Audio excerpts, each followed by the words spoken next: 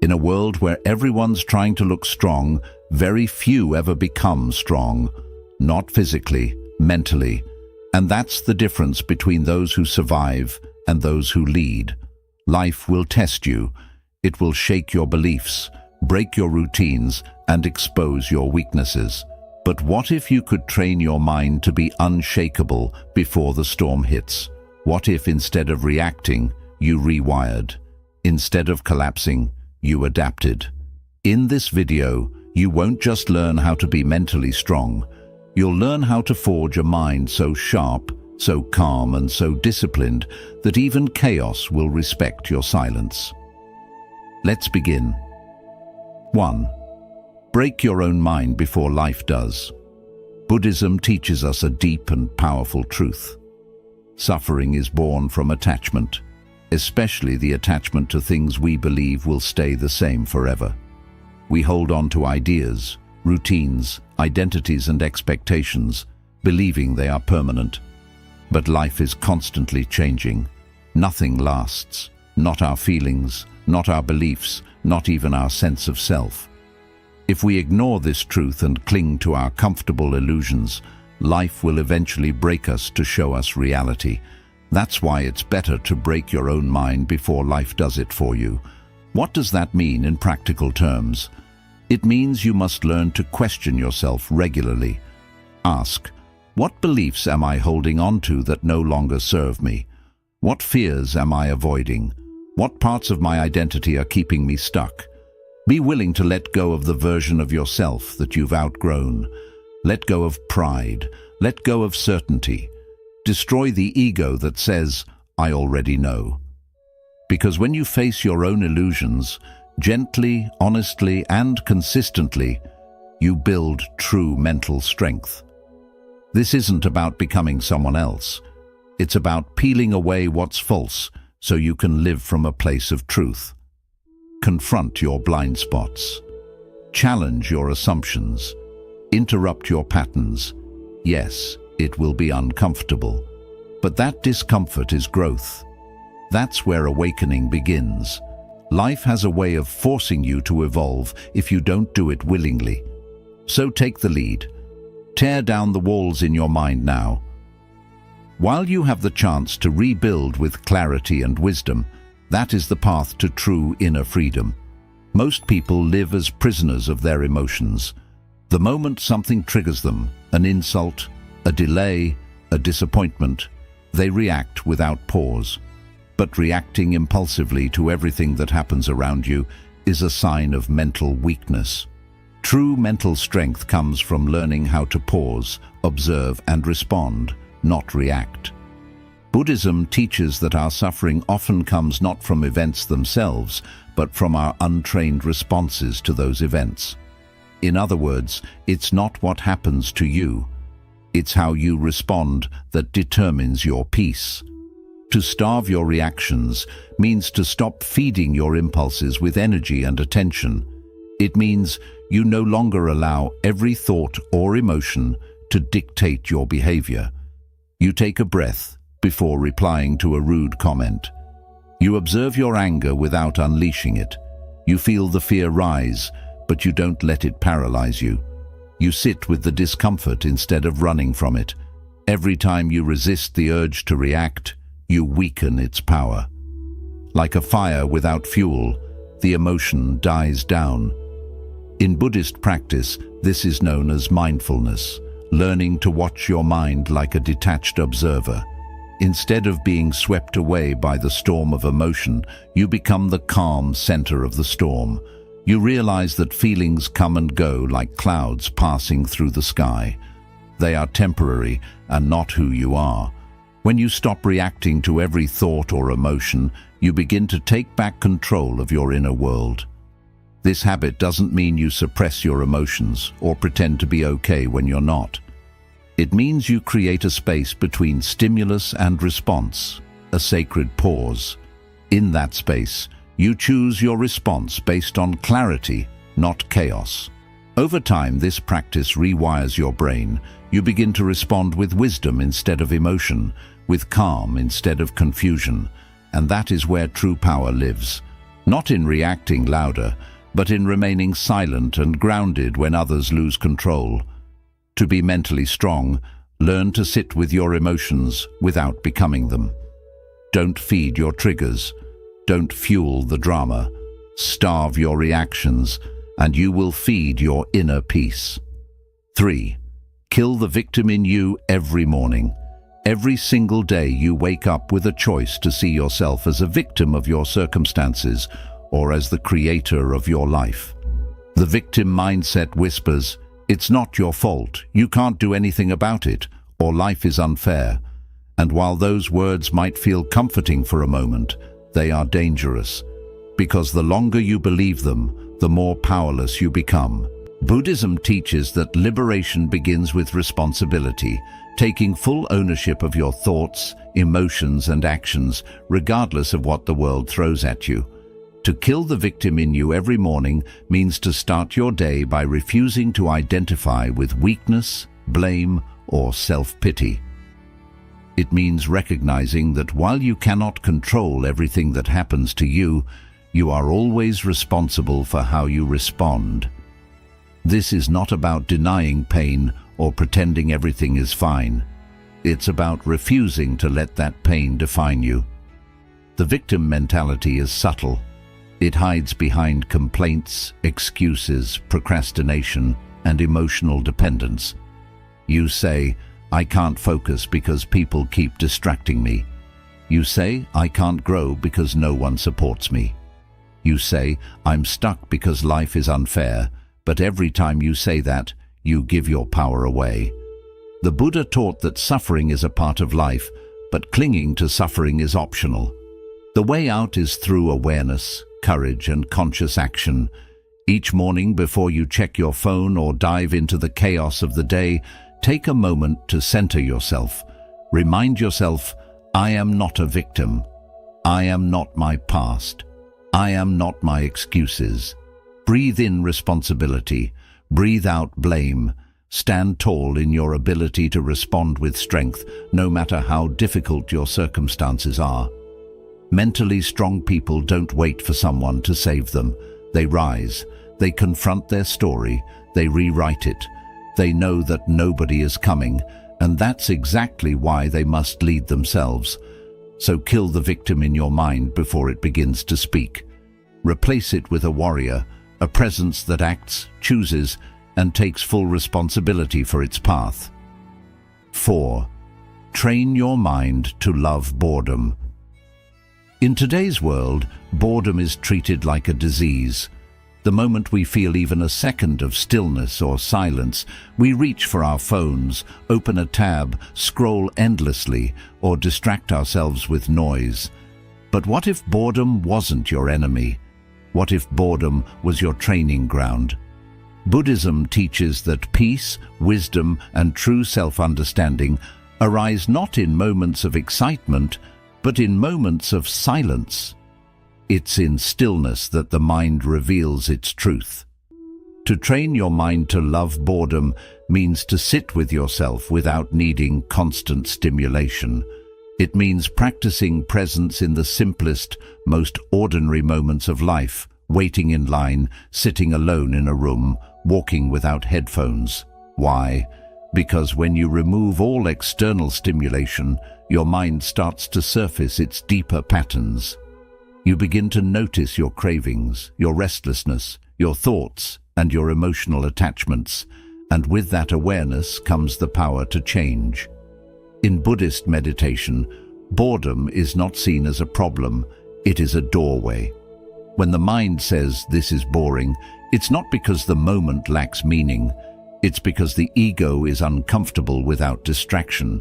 The ego wants to be entertained, stimulated, validated.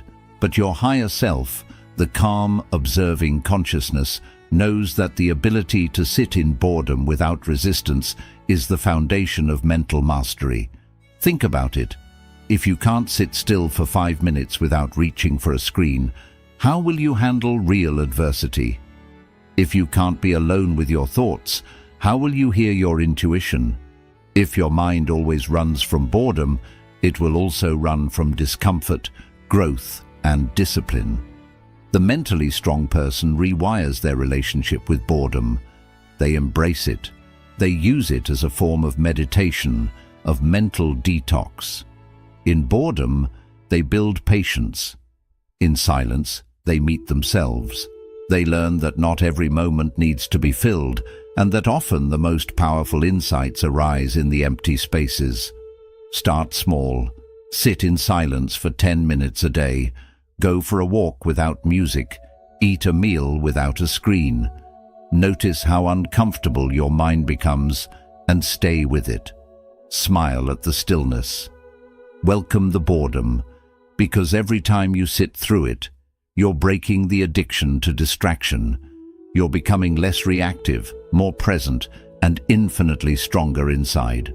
To love boredom is to befriend your mind, and once you learn to be still, there is nothing the world can throw at you that you cannot handle with calm and clarity. 5. Become the observer, not the victim. One of the greatest teachings in Buddhism, and one of the most liberating realizations you can ever have, is this: you are not your thoughts. You are not your emotions. You are not your mind. You are the one who observes it all. Most people go through life completely identified with the voice in their head. They believe every thought, get swept away by every emotion, and let their inner chatter shape their sense of self. But the truth is, you are not the storm. You are the sky. The storm is just passing through. To become the observer means to step back from the constant noise of your mind and simply watch, not to judge, not to react, just to witness. This is the foundation of mindfulness practice in Buddhism. When you meditate, you begin to notice how thoughts come and go, just like clouds moving across the sky. Some are light and harmless, others are heavy and dark, but none of them are you. They are temporary, you are not. Now ask yourself honestly, how often do you react out of pure emotion without thinking? How often do you take your thoughts at face value without questioning them? A small inconvenience happens, and suddenly you're angry. Someone criticizes you, and you spiral into self-doubt. You don't get what you expected, and you fall into disappointment or blame. In all these situations, the same pattern is playing out. You are identifying with the mind, and you are choosing to play the role of the victim. The victim mindset says, "Why is this happening to me?" The observer mindset says, "Interesting. Look at how my mind is reacting to this." That small shift changes everything, because once you become the observer, you take back your power. You stop being controlled by every emotional wave. You stop living like a puppet whose strings are pulled by circumstance. You start living with awareness. Buddhist monk Ajahn Chah once said, "You see, the glass is already broken. Because I know this, I can enjoy it fully now. And when it is gone, it is gone." This is the essence of observing life, understanding that everything is temporary: emotions, possessions, relationships, achievements, even your body. When you live from this place of awareness, you become grounded. You stop clinging to things that pass. And when life shakes you, you are not destroyed. You remain centered. Becoming the observer also means detaching from your inner critic. That voice in your head that tells you you're not good enough, not ready, not worthy. It's not the truth. It's just a habit of thought formed over years. You don't have to argue with it. You don't have to believe it. You just have to watch it like watching a bird fly by. The more you observe it without reacting, the weaker it becomes. And one day, it stops showing up at all. This practice is not about denial. It's not about pretending your emotions don't exist or suppressing your pain. In fact, it's the opposite. You feel everything, but you don't drown in it. You sit with your fear. You breathe through your sadness. You acknowledge your anger, but you no longer become those emotions. You witness them as part of your human experience, and you let them go when they've run their course. When you live as the observer, something amazing happens. Your mind becomes your tool, not your master. You choose your responses. You protect your peace. You don't need to prove yourself because you are no longer caught in the illusion of the ego. You don't need constant validation because your self-worth comes from awareness, not opinion. You don't crumble under stress because you no longer take life so personally. So how do you begin? You start by noticing. Throughout your day, take moments to pause. Ask yourself, what am I thinking right now? What emotion am I feeling? What triggered it? Don't try to change it. Just observe it. Watch your mind like you would watch a movie. With time, you'll begin to see the patterns. You'll notice how your thoughts pull you into the past or project fear into the future. You'll see how your mind loves to create stories and how most of those stories aren't even true. Then, take a deep breath and return to the present. This moment is the only reality. Everything else is a thought. As you practice this more and more, you'll develop an unshakable calm. You'll be able to sit in chaos without losing your clarity. You'll be able to feel emotion without being dominated by it. And you'll realize the most important truth of all. Your awareness is stronger than anything your mind can create. To become mentally strong, you must stop identifying with every fear, every doubt, every passing feeling. You must sit above the storm, not inside it. You must become the watcher of your mind, not the victim of it. This is the essence of true power. Still, present, untouchable. 6. Respect your own boundaries, like a king. One of the most overlooked signs of true mental strength is the ability to honor and protect your own boundaries.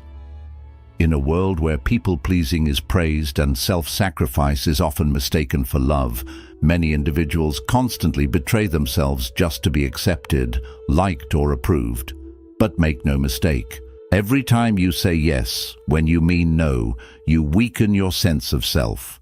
Every time you allow someone to disrespect your space, your time, or your energy, you train your mind to believe that your peace doesn't matter.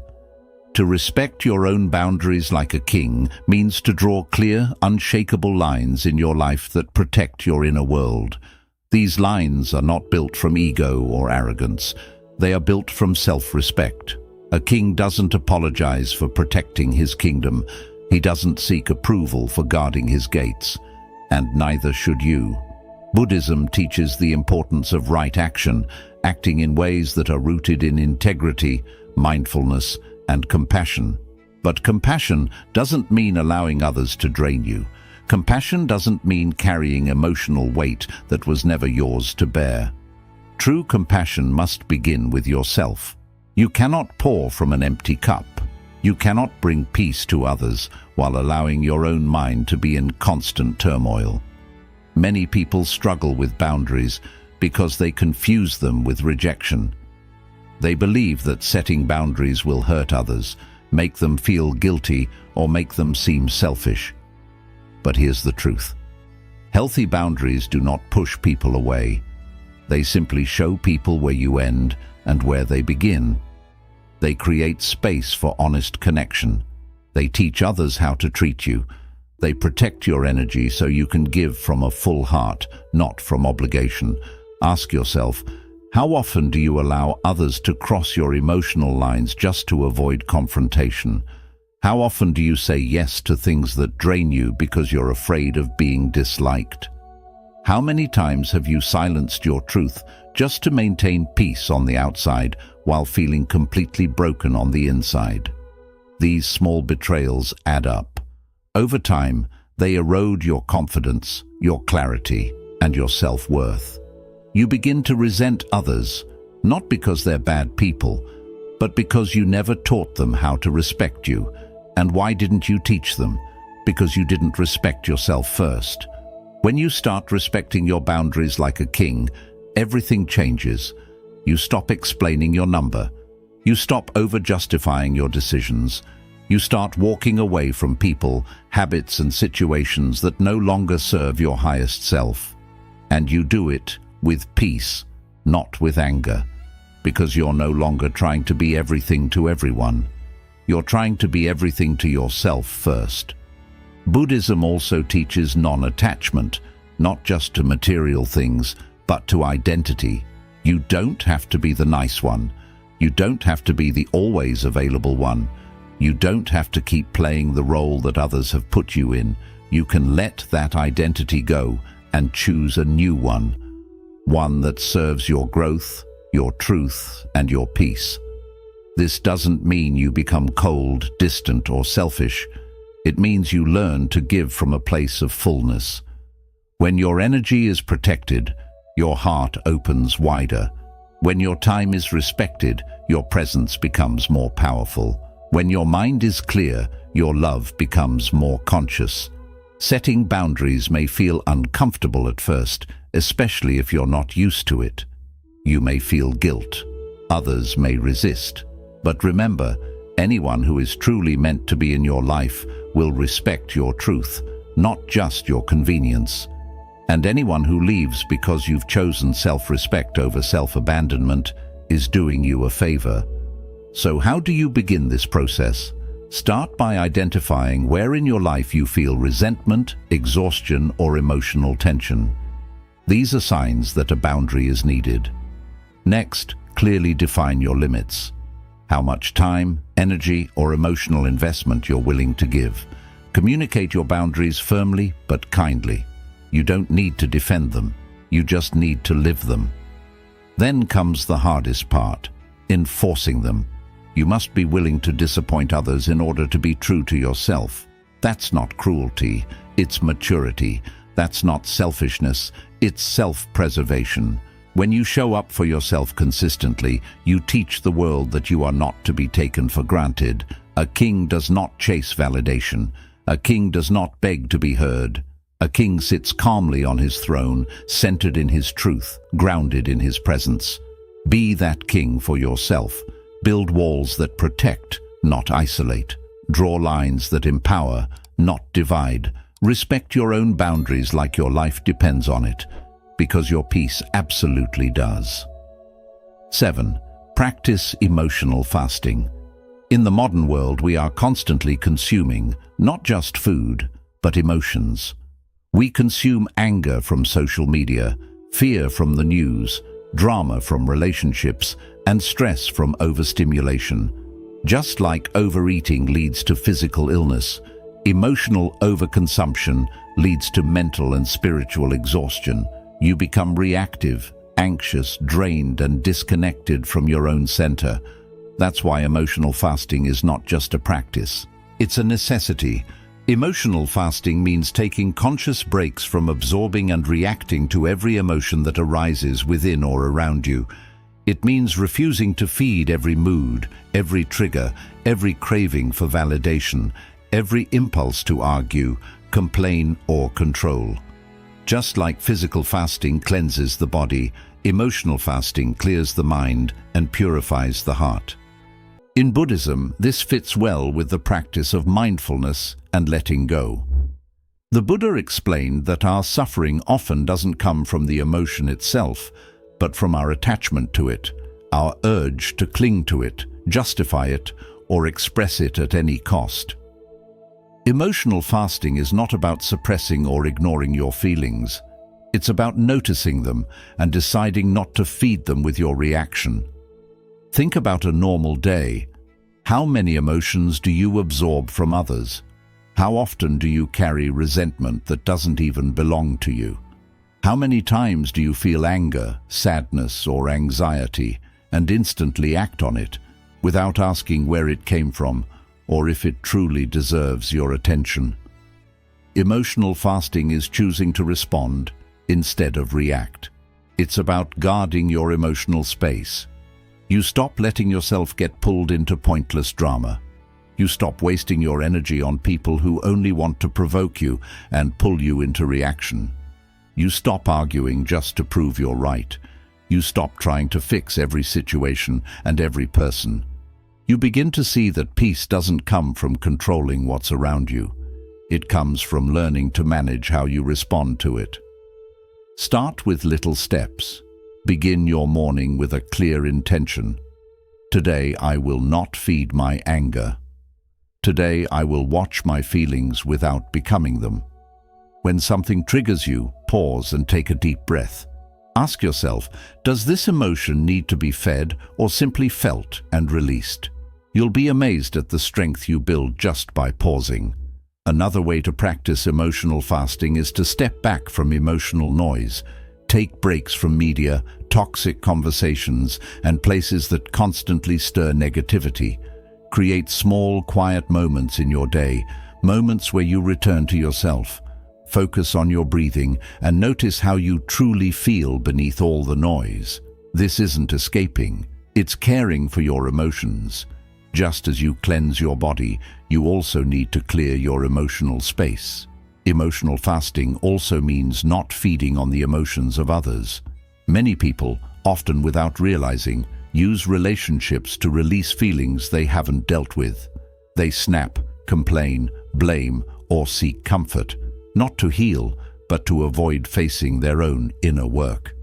When you practice emotional fasting, you stop depending on others to manage your feelings. You take full responsibility for your inner world. You learn to sit with discomfort instead of pushing it away. This doesn't mean you become distant or emotionally closed. In fact, the truth is the opposite. Emotional fasting creates space for deeper and more mindful connection. When you're no longer driven by emotional reactions, you show up with calmness, awareness, and kindness. You listen more, speak less, and stop taking things too personally.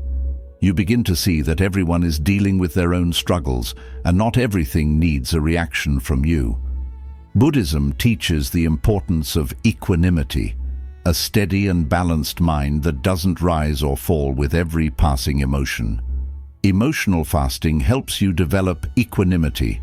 It shows you that emotions are like the weather. They come and go. Some days feel stormy and heavy, while others are bright and light. But you are the sky itself, always present, always aware, unchanged at the core. There is great wisdom in holding back.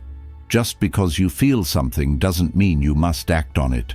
Just because someone offends you doesn't mean you have to respond. Just because the world is noisy doesn't mean you need to raise your voice. True strength is not in reacting.